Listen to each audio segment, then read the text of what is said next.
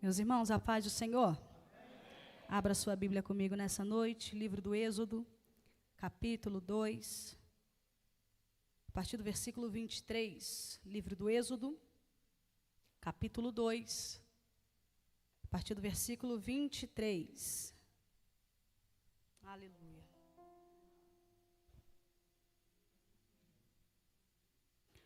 Nos diz assim a palavra do nosso Deus: E aconteceu ao passar do tempo que o rei do Egito morreu, e os filhos de Israel suspiraram por causa da servidão. E eles clamaram, e seu grito subiu a Deus por causa da servidão. E Deus ouviu os seus gemidos, e Deus lembrou-se do pacto com Abraão, com Isaque e com Jacó. E Deus olhou para os filhos de Israel, e Deus atentou para eles. Pode tomar o teu assento nessa noite. O livro de Êxodo, ele já introduz numa continuidade aos fatos relatados no livro do Gênesis. E quando a gente se depara com o livro do Êxodo, a gente já tem ele por título, Saída. A gente tem o título, a tradução do Êxodo como saída. Então a gente já começa a perceber que no livro do Gênesis, quando o autor, inspirado pelo Senhor, porque tudo indica, tudo aponta e afirma que Moisés, ele escreve os Pentateucos, e Moisés não estava lá na escritura do Gênesis, nos fatos do Gênesis. Então, quando Moisés ele recebe de Deus, ele busca escrever da melhor forma possível para a compreensão com excelência. Então, ele vem falando aqui de situações e pontos importantes dentro do livro do Gênesis. A criação do mundo, do 1, 2 e 3, a queda do homem. E vem e começa a ver que a população, que a terra começa a ser povoada. E até então, Deus ele vai permitindo situações acontecerem para ver até onde vai o homem. E Deus levanta Noé no meio de uma geração corrompida e perversa. Diz, ô Noé, eu vejo graça em você. Você é diferente. A sua postura te torna diferente no meio dessa geração que você está. Levanta Noé e vem o período da arca, constrói-se a arca, sobrevive Noé e sua família. A gente vê que Deus, ele dá um fim, só que no mesmo tempo ele dá um novo começo. Ele dá um ponto final naquela geração e a partir de Noé, ele introduz uma nova geração. Então tudo dentro do texto tem um propósito. Vem seguindo de propósitos e entra Noé e morre Noé e tem a sua descendência sem Cã e Jafé. Vem seguindo a sua descendência e a gente chega em Abraão. Titulado primeiramente por Abrão, ele vem num contexto, ele aparece no contexto de uma forma sensacional, no momento que no capítulo 11 vem dizer que aqueles homens, com a sabedoria no qual eles tinham, eles tentam construir uma torre no qual eles querem ter contato da terra com o céu. Eles querem chegar num nível no qual, gente, se a gente pensar, eles pareciam que queriam fazer algo que eles não precisassem de Deus.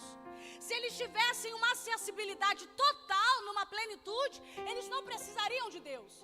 Deus, o texto fala que Deus decide descer para ver o que os homens estão fazendo. Deus olha tudo e confunde as línguas. Quando Deus confunde as línguas, se gera uma nação.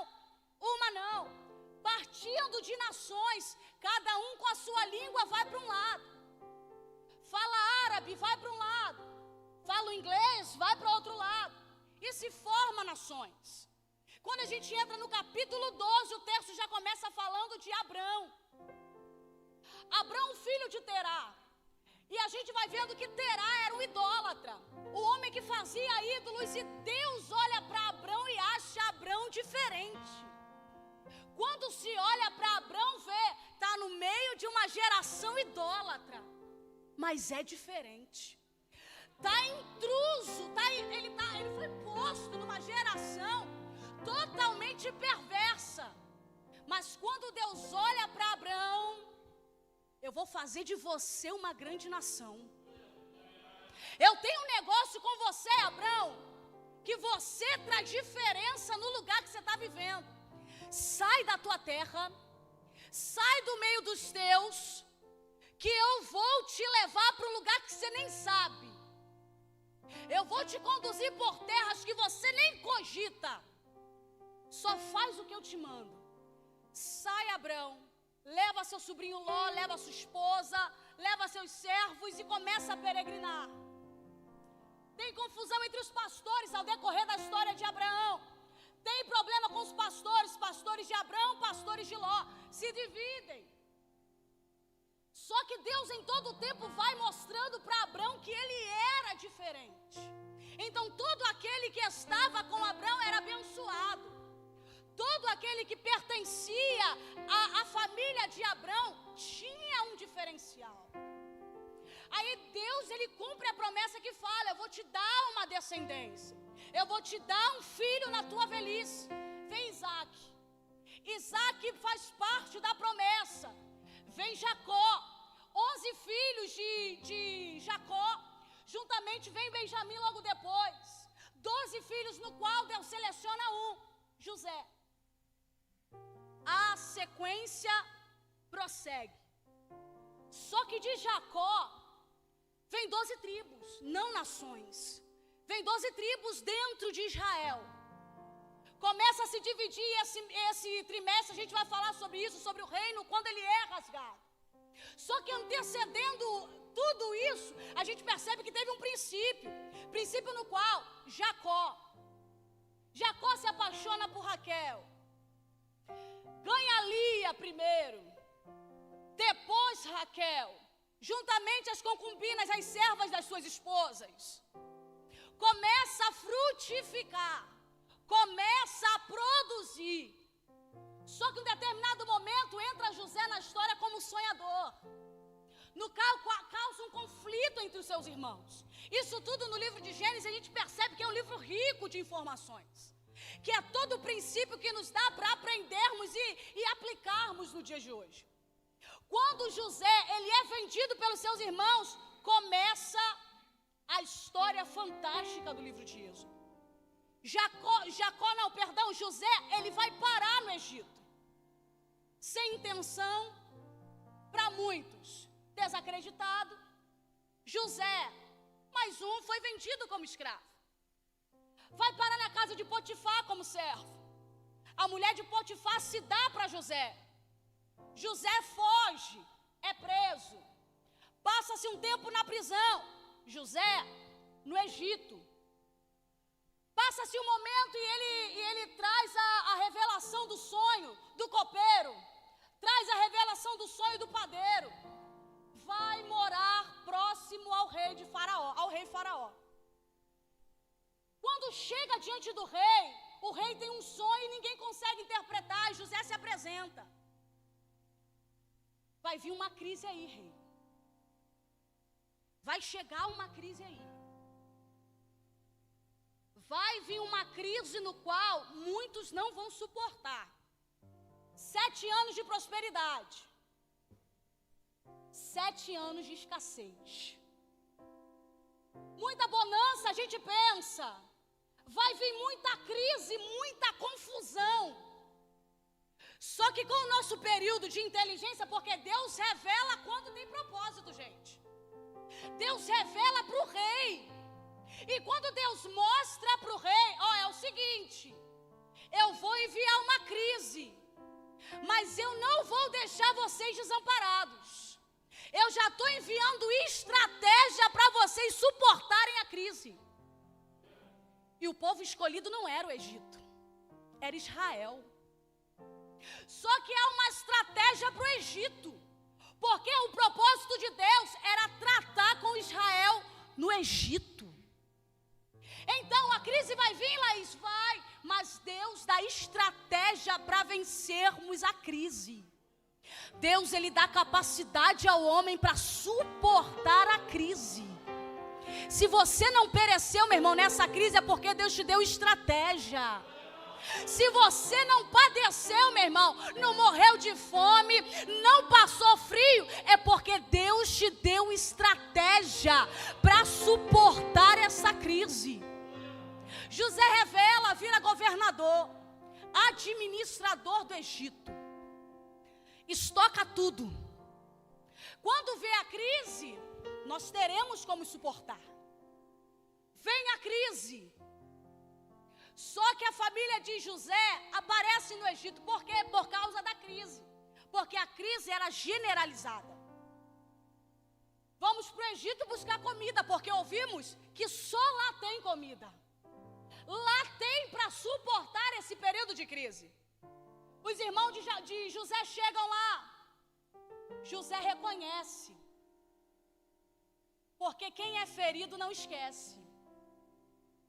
José percebe de longe. Porque quem foi machucado não esquece daquele que machucou. José reconhece. Tem oportunidade de se vingar. Mas ele entende que tem propósito de Deus em trazer a família para perto. Vem para perto, fica o mais novo. Chama todo mundo. José se revela, se apresenta. Pode morar aqui. Fica na terra do Egito. O texto diz, se não me falha a memória, no capítulo 47, que eles habitam em Gósen.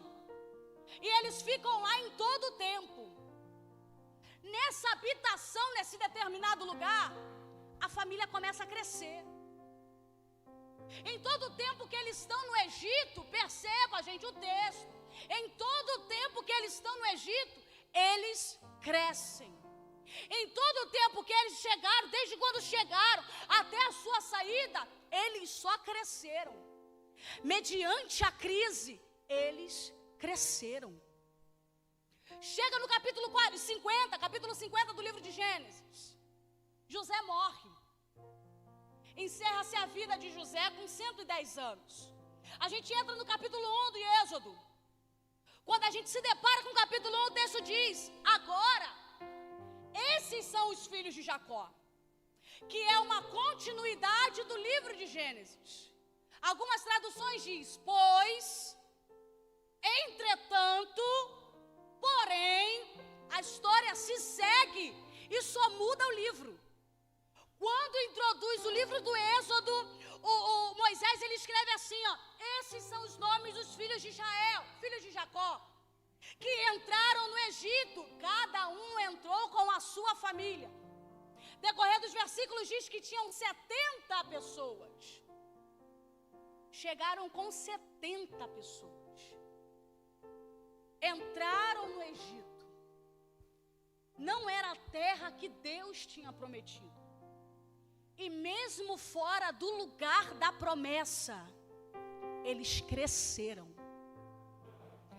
Mesmo distante do lugar que Deus falou que eles iriam povoar, eles cresceram lá.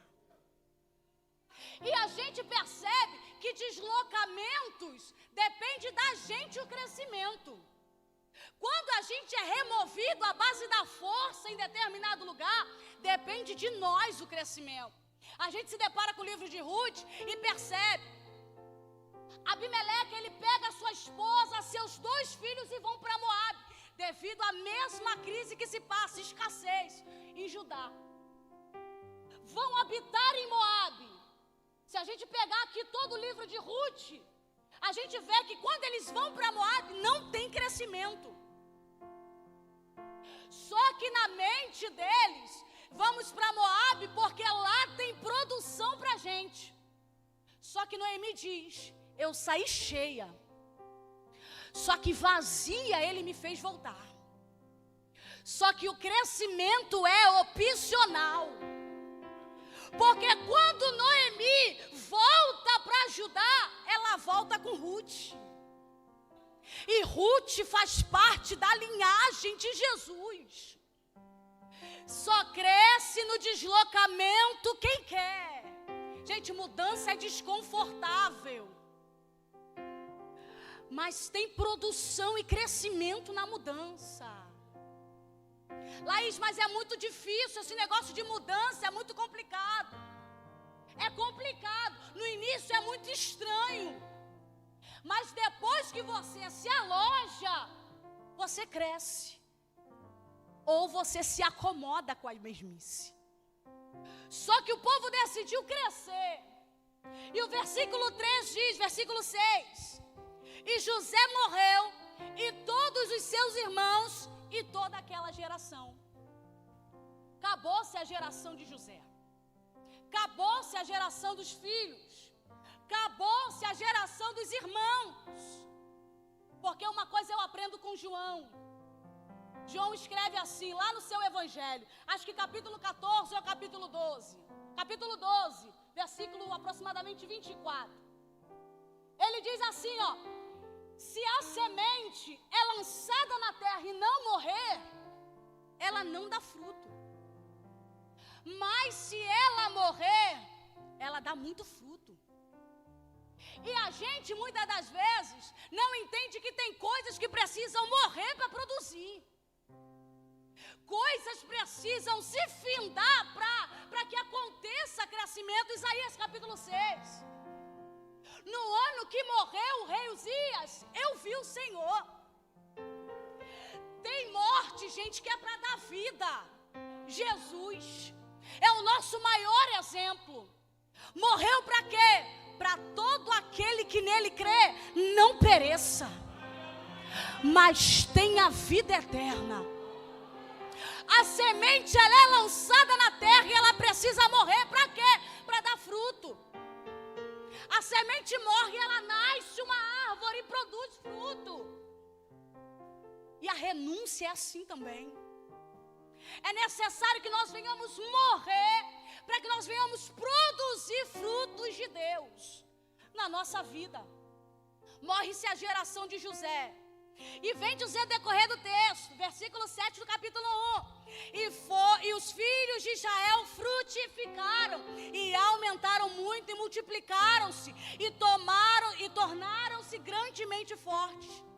E a terra se encheu deles. Sabe aquele lugar de deslocamento que ninguém quer ir? É lugar de povoar, gente. O lugar que ninguém quer acessar é o lugar de multiplicar. O lugar que ninguém quer ir, você fala assim: Laís, mas eu estou lá sozinho. Calma. Mas Laís, só tem eu e minha família ali. Calma. Calma. Porque assim como diz o versículo 7, e ele, gente, depois da morte de José, acabou-se aquela geração, passou a geração, o que aconteceu com a outra? Morreu? Não, multiplicou.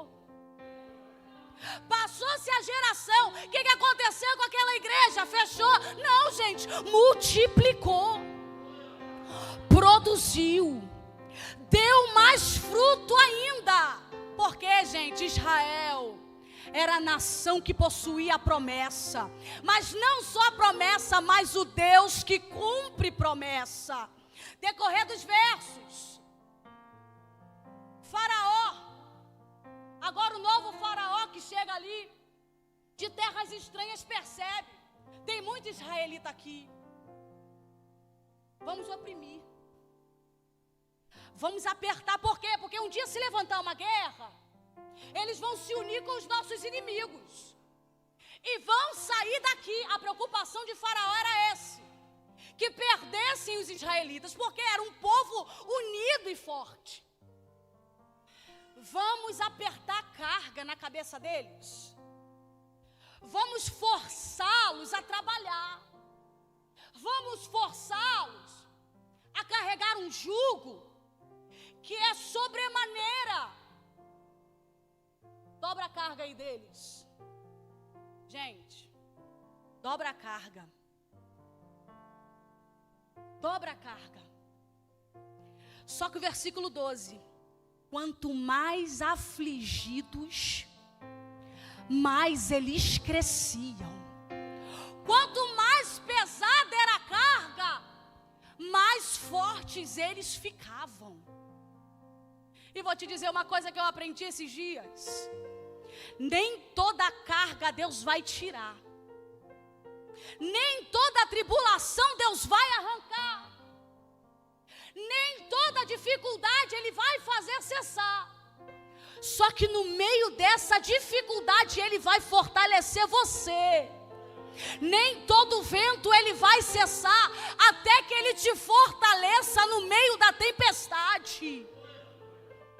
Enquanto você não entender que é no meio que Deus vai trazer você a uma visibilidade, não é aparente, gente. Enquanto você não entender que no meio dessa tempestade Ele quer acalmar você, as coisas vão continuar assim, ó, para lá e para cá. Só que é que nem a palmeira, se inclina e quase beija o chão, mas não quebra. Se inclina e quase rompe, mas não quebra. Porque aqueles que confiam no Senhor, meu irmão, serão como montes de Sião. Não se abala, mas permanece para sempre. Aleluia. Quanto mais afligidos, mais eles cresciam. Pode dobrar a carga, rei, dobra a carga. Mas dobra a carga ciente que ninguém para o povo escolhido. Pode dobrar a carga, pastor, dobra a carga, mas entenda que ninguém vai parar aquele que Deus escolheu. Escolhido de Deus, meu irmão, não se aflige com opressão de rei. Escolhido de rei, não, escolhido de Deus não deixa de lado o propósito para ficar escondido dentro de caverna. Elias, por um momento, se escondeu. Só tem eu, Senhor. Peraí, Elias. Peraí. Tem 7.000 que não se curvaram a Acabe. Você não está sozinho nessa não, meu filho. Volta pelo mesmo caminho que você entrou. Deus tem promessa. Deus escolhe, gente, escolhe. E todo aquele que é afligido por Deus é visto em todo o tempo. Vamos fazer o seguinte, então vamos tirar esse mal pela raiz. Mata todos os meninos que nascerem das hebreias. Só que o texto fala que as hebreias não conseguiram, gente. As hebreias temiam ao Senhor. E o temor do Senhor, Marli, é o princípio da sabedoria. Não tem como, rei, matar, por quê? Porque quando a gente chega, elas já deram a luz. Não dá, rei. Então vamos fazer o seguinte, pega todo mundo e joga no rio. Nasce Moisés e vem a história de Moisés. A gente entra no capítulo 2, no versículo 23. E aconteceu que com o passar do tempo, aquele rei morreu. O vilão da história morreu. E decorrer do texto diz, e os filhos de Israel, gente, gemeram. Os filhos de Israel clamaram. Alguém em algum momento viu aqui que os filhos de Israel clamaram lá no capítulo 1? Porque eu não vi. Só que chegaram no limite. E muitos de nós só buscamos quando estamos no limite. Você tem a oportunidade de buscar a Deus antes que chegue no limite, busque. Buscai ao Senhor enquanto se pode achar. Invocai-o enquanto está perto. Chegou no limite, gente. Quase um ponto final desse. E gemeram. E clamaram ao Senhor. Porque já não suportavam mais esta carga. E o texto fala, por causa desta servidão. E eles clamaram. E o que aconteceu? O texto diz, e o seu grito subiu. Quando é da alma, gente, não cai. Sobe. Quando é da alma, meu irmão, não cai. Sobe. E o clamor subiu. Subiu aonde, gente? Aos ouvidos de Deus. E o texto diz, e Deus ouviu. Deus ouviu o gemido e se lembrou. Toda vez que o texto da Bíblia fala que Deus se lembrou, não é porque um dia ele esqueceu. é porque chegou a hora dele fazer. Toda vez que fala assim, ó, e Deus se lembrou de Ana, e Deus se lembrou de Rebeca, e Deus se lembrou de Sara, não é porque um dia ele esqueceu, é porque chegou a hora dele fazer e entrar em ação. E Deus se lembrou do pacto. Qual era o pacto? Eu vou fazer de ti uma grande nação. Eu vou te levar para uma terra que mana leite e mel. Eu vou cumprir aquilo que eu prometi um dia. E Deus olhou para os filhos de Israel. E Deus se atentou para eles. Deus precisava de uma pessoa, era suficiente para libertar o povo do Egito. Moisés, no Monte Horebe, pastoreando. Deus olha para Moisés e decide descer. A sarça não se consumia. Deus se apresenta e se manifesta a Moisés. Só que a gente entra aqui no versículo 7 do capítulo 3. Natália, coloca para mim, por favor. Êxodo 3, versículo 7. Se a gente perceber, isso é atual. Deus ouviu o clamor, Deus se atentou, Deus viu. E o texto diz aqui, ó. E disse o Senhor: tenho visto atentamente a aflição do meu povo que está no Egito. Eu tenho ouvido o seu clamor por causa dos seus exatores, porque conheci as suas dores. Mesmo que você não fale, Deus sabe. Mesmo que você não expresse com palavras, Ele sabe. Mas sabe o que tocou o coração de Deus? O gemido do povo. Sabe o que tocou o coração de Deus? Foi o clamor sincero do povo. E a gente anda numa mesmice de ajoelhar, eu agradeço por isso, amém. Porque o clamor, ele é além da oração. O clamor, ele não é nem igualado a somente palavras, gente. O clamor, ele sai da alma. E assim como Deus viu o povo de Israel, Ele está te vendo nessa noite. Assim como Ele olhou para Israel e disse: eu vi, eu ouvi, eu me atentei. E o versículo 8, eu desci. E Deus está descendo nessa noite. Porque existe clamor sincero de uma igreja que ora e que clama a Ele. O ponto final de Deus é: eu desci. Desceu aonde? Para Moisés. Na fornalha ali, ó. A fornalha que, a sarça que queimava e não se consumia. Acendeu-se um fogo ali. E aquilo era comum na época, porque fazia muito calor. Só que ele viu, não está consumindo. Não está virando pó, não está ressecando.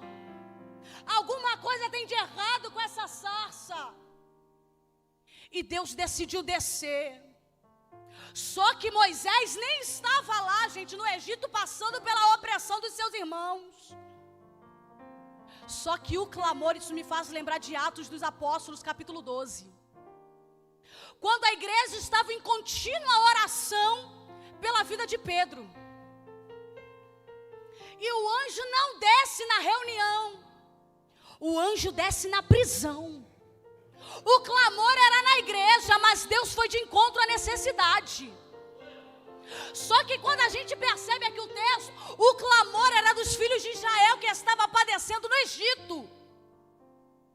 Só que Deus vai em Moisés, porque Ele procura quem está disponível. Deus procura quem está disposto a servir. Deus procura quem está disposto a se colocar numa posição de servo. Quando Deus se apresenta para Moisés, Ele diz: eu desci para libertar, eu desci para livrar, eu desci para cessar esta guerra, eu desci para cessar esta dor, eu desci para cessar este luto, eu desci para transformar histórias. eu desci. E o jugo na época, gente, de servidão, dobra-se o jugo, aperta-se a opressão, aflige o povo de Israel. Só que toda vez que a gente vê a aflição do povo, a gente entra nisso. Deus vê, Deus ouve, Deus desce. E com isso a gente conclui. Isaías capítulo de número 10, Isaías capítulo de número 10, versículo 7. Isaías, ele escreve: e acontecerá naqueles dias. O que vai acontecer, Laís, naqueles dias? Esse jugo que meu povo está carregando, eu vou destruir. Esse fardo que o meu povo está carregando, eu vou destroçar. Por causa de quê? Por causa da unção. Porque a unção despedaça jugo. Porque a unção tira todo o fardo, sobrecarga da alma do crente. E Deus se apresenta, Jesus se apresenta como ungido de Deus. E através da unção, esse jugo que você carrega, meu irmão, vai se desfazer. Chegou o momento de libertação. Chegou o momento, meu irmão, de liberdade. Tem jugo que é para ser deixado, ó. Já era para ser deixado faz tempo. Só que o Espírito de Deus nos trouxe aqui com as palavras de Jesus no livro de Mateus capítulo 11. Vinde a mim, todo aquele que está cansado e sobrecarregado, que eu tenho descanso para a tua alma. Chega para perto de mim todo aquele que é necessitado de alma. Por quê? Porque comigo você tem descanso. Porque comigo você tem paz. Mas o que, Jesus? Esse fardo que você carrega, eu vou trocar. Por quê? Porque o meu jugo é suave e o meu fardo é leve. O que você carrega, meu irmão, Jesus tem fardo para você, mas é leve. Jesus tem, meu irmão, coisa para você, é suave. Decorrer da história, o povo sai do Egito, mas o Egito não sai do povo. Porque muito tempo ali, a gente acaba criando as raízes daquele lugar. Só que eu tenho uma palavra para você nessa noite. Da parte do Senhor. Tudo aquilo que enraizou na tua vida, que é raiz de amargura, está sendo repreendido pelo poder que é no nome de Jesus. Toda raiz, meu irmão, de decepção que foi implantado na tua vida, já está sendo destruído pela unção que despedaça o jugo. Se coloque de pé nessa noite. O jugo é despedaçado por causa da unção. Você não vai sair daqui com esse jugo, não, meu irmão. Chega de servir as tuas emoções. Chega de ser escravo, meu irmão, dos seus sentimentos, que te coloca inferior, que te coloca para baixo. Ah, Laís, mas meu jugo não é esse, meu jugo é dentro de casa. Dentro da tua casa Deus não vai te livrar, mas Ele vai te fortalecer dentro desse deserto. Ele não vai te dar um marido, meu irmão, novo. É com o marido que você tem que Ele vai tratar. Deus não vai te dar, meu irmão, novos filhos e você vai abandonar o que você já tem. É com os filhos que Deus te deu que você vai frutificar. No lugar da vergonha tem dupla honra para a tua vida. No lugar, meu irmão, no lugar dessa dor, Deus tem óleo de alegria para você. No lugar desse luto, Deus tem veste de louvor. Ele tem coroa no lugar de cinzas. A unção despedaça o jugo com gemidos que palavras não podem explicar. Ele leva o Pai as minhas intercessões. Declare quando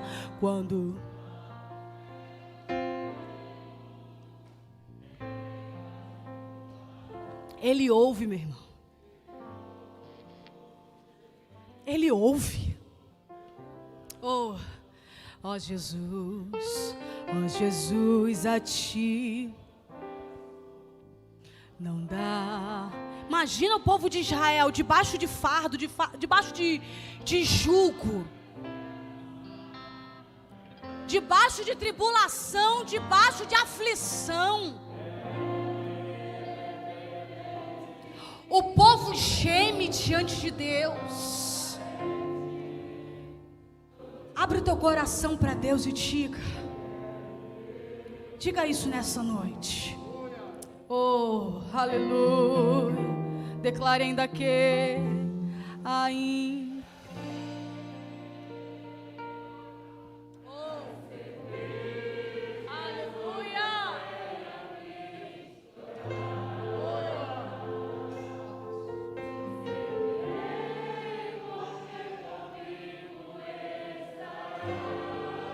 Sofrer do que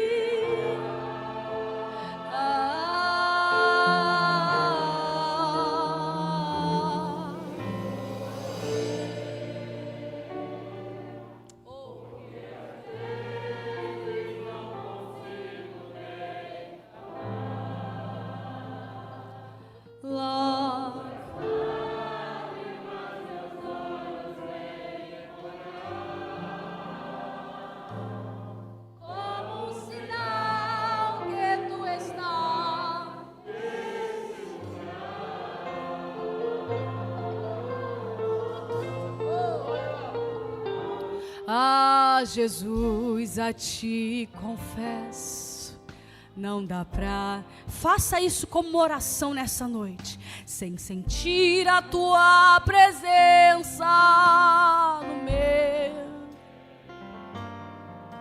Sou um eterno dependente. Estou de novo aqui e quero teu poder. Declare ainda que pra te servir, Jesus, eu tenho que chorar. Te servirei porque comigo sofrer contigo é bem melhor do que errar, do que errar, do que errar. Perdoa-me,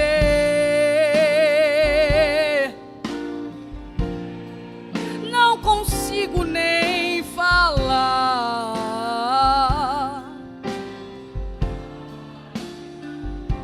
Vem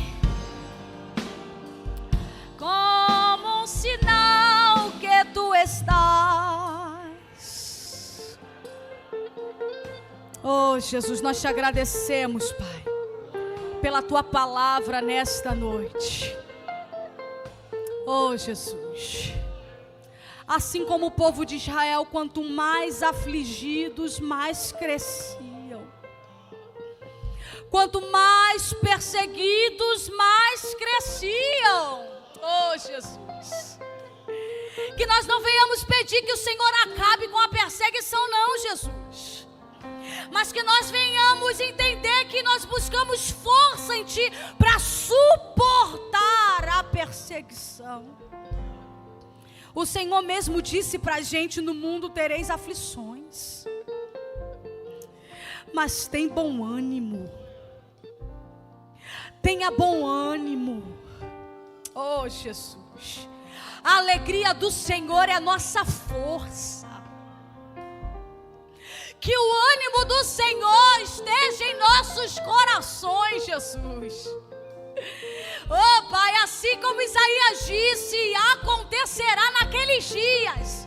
Não disse o dia, mas ele disse: vai acontecer. Ele não especificou se vai ser amanhã, se vai ser no ano que vem, mas ele disse: vai acontecer.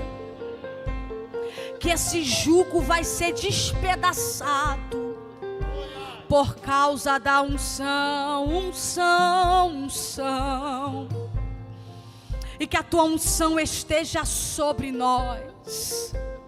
Fortaleça teus filhos, ó Pai, nesta noite. Todo cansaço emocional, meu Senhor, toda perturbação, ó Pai, do dia a dia no trabalho, na sua vizinhança, meu Senhor, na sua casa, Deus, fortaleça a tua igreja. O Senhor tem coroa ao invés de cinzas. Pai, tira o luto, meu Senhor, no meio da tua igreja. E assim como sempre falamos que a igreja segue caminhando, nós olhamos para o alvo que é o Senhor Jesus, e nos sustenta e nos mantém de pé. Nós te louvamos, meu Senhor, por esta palavra, e nós glorificamos o teu nome nesta noite. Assim como o Senhor falou para Moisés e disse: eu desci. Eu creio que o Senhor desceu neste lugar e há de resolver problemas nesta noite. Nós cremos que vai acontecer pelo poder que há no nome de Jesus. E assim eu agradeço a oportunidade.